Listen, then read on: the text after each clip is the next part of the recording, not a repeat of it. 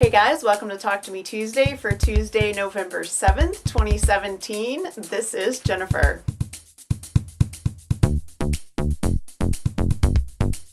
I have so much great stuff to share with you guys this week. As you know, I went to the International Quilt Festival in Houston last week. I was there Thursday and Friday. I went on a bus trip from Austin with a bunch of other awesome ladies, especially with my local friend Domine. It was a 2-day bus trip, so you went Thursday, spent the night, went all day Friday, and then came back Friday night. We had a great time. I bought some stuff. We had a Fandom and Stitches Sew Hook Talk to Me Tuesday meetup, which was fantastic. If you were there, I just want to say thank you for showing up, and I hope that you enjoyed it as much as I did. It was really amazing getting to put names to faces and faces to names. I posted a couple of pictures online that I took before we really got started, and we ended up having a lot more people show up. So if you took pictures during the event and have pictures to share, please do share them. I haven't seen a whole lot of pictures, and I only took a few because I was too busy talking to people to take pictures, and there were a lot more people there than I have in my photos. So I would love to see more pictures if you guys have them. During the meetup, we basically just met up in the food court. It was lunchtime, so a lot of us were having lunch or had just had lunch or had lunch after, and I gave out a bunch of buttons. I had brought Sew Hooked and Fandom and Stitches and Talk to Me Tuesday buttons. I brought some Project of Doom buttons, which were all gone by the end. I wore this t-shirt, my Fandom and Stitches t-shirt, so that it'd be easy to find. I think most people did find us okay, and we did have like a great turnout, and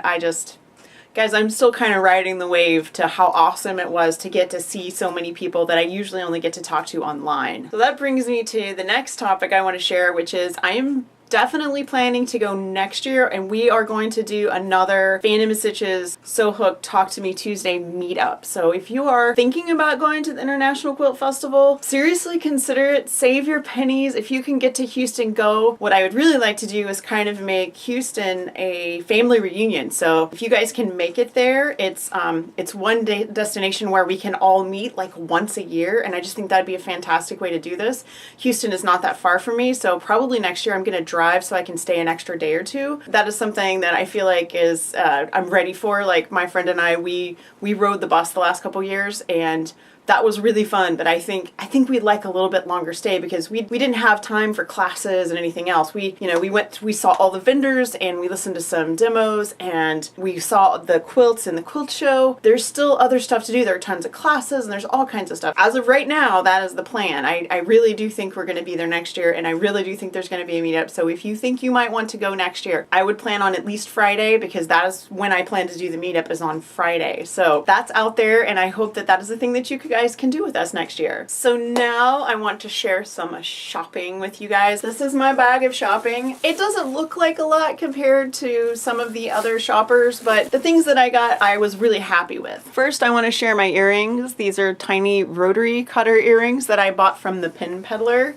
They have all kinds of really fun sewing themed charms. I have a couple other things from them from years past because I've seen them at other places, but their stuff is really cool. They also do custom work, which is really neat. I bought myself 2 new rulers, which I really wanted. These were on my list. So this is a 10.5 inch, which has already been taken out of the plastic because I've been using it specifically for Rainbow Cascade. 10.5 inches is one of the sizes I use most regularly. So I wanted a 10.5 inch ruler because you can put it right over the block and square it up, and there's no guesswork because it is 10.5 inches. I also bought a Creative Grids 5.5 inch, and if you guys know me at all, you know that I have a ton of 5.5 inch square patterns. On the same note, the 10.5 inch, if you're working on the Project of Doom, this is a really good size. This is totally not a sponsored post, but I love Creative Grids, and the reason I like them is the numbers are really clear. They're very easy to read. These little dots, these are textured so that the ruler doesn't slide, and you can see those little dots are all over the ruler. So I don't get any slide with these like I get with some of my other rulers. As my older rulers wear out, I've been upgrading and changing to the Creative Grids rulers. So this is a thing to look for in your local quilt store. These are great rulers. I bought a massive red pin cushion. So it's magnetic. This is a button I got in one of the booths booths while we were there. I have a smaller one like this, and I wanted a bigger one. My cutting table is actually metal, so these stick to my cutting table. I can put them on the side or on the top or whatever. And I really wanted another one for my Wonder Clips. I'm gonna put those in here so they have their own pincushion. I bought some sewing edge, which this is a thing I've been aware of for years and years and years, but I really wanted some. It extends your seam guide, so if you're using like a 1/4 inch foot, you can make a 1/4 inch guide, and it gives a longer seam guide. Also, because I quilt so much, if I make something that's not a quilt and it needs a 1/2 inch seam allowance or a 5/8 inch seam allowance, I am terrible at remembering that. So these are reusable. You can peel them off and stick them back on again. So the idea being that I will keep my seams nice and straight. I did a thing that I never ever do, and I bought a charm pack because this is so adorable. This is a Moda charm pack. It's got a little squashed in my luggage, but it's got all kinds of really cute things, and this is what sold me. Was I love these little umbrellas. I don't know if I'll keep it or if I'll give it away as a prize because I got it for a really good price, but we will see. Anyway, fun little charm pack. While I was there, I felt compelled to get a few more fat quarters for my rainbow cascade. I know I said I was working from stash, but my orange and my gray were kind of sad. Like most of my gray, I've been using just 3 or 4 and like reusing them. So I wanted to get some more gray fat quarters, and I got some really nice orange ones, and I caught a couple of yellows because, you know, good yellows are hard to find, and these were really nice yellows. So I went ahead and picked up those. These came from a variety of different booths. I just sort of organized them all into what I plan to use them for. This is a super fun little thing that my friend Dominique and I both got. We found Kona cotton paint chip fabric. I don't have enough words for how cool this is. So if you use solids at all, this is a really fun, awesome thing to have in your stash. I'm actually thinking I might hang it on the wall so that when I'm trying to figure out what fabric, what color I'm looking for, that I can just, you know, I've got like this massive paint chip now. So I'm gonna give you a little close up. So it's got the name and the fabric number are underneath the little paint chips. And seriously, how darn cool is that? It does say that it might not be an exact match, but as long as it's close and I can figure it out. I could have really used this when I was making my son's Galaxy quilt last year. The very last booth we shopped in before we had to go was me and my sister. And if you guys are not familiar with their work, everything they do is adorable. It's cute, it's bright fabrics, it's super sweet. And I was searching for pillowcase fabric because I wanted to do some pillowcases for myself. It's time for me to do some updating because mine are getting a little sad, and I found these just super fun, happy fabric. So this will be pillowcase fabric for me. I love this so much. They're super cute.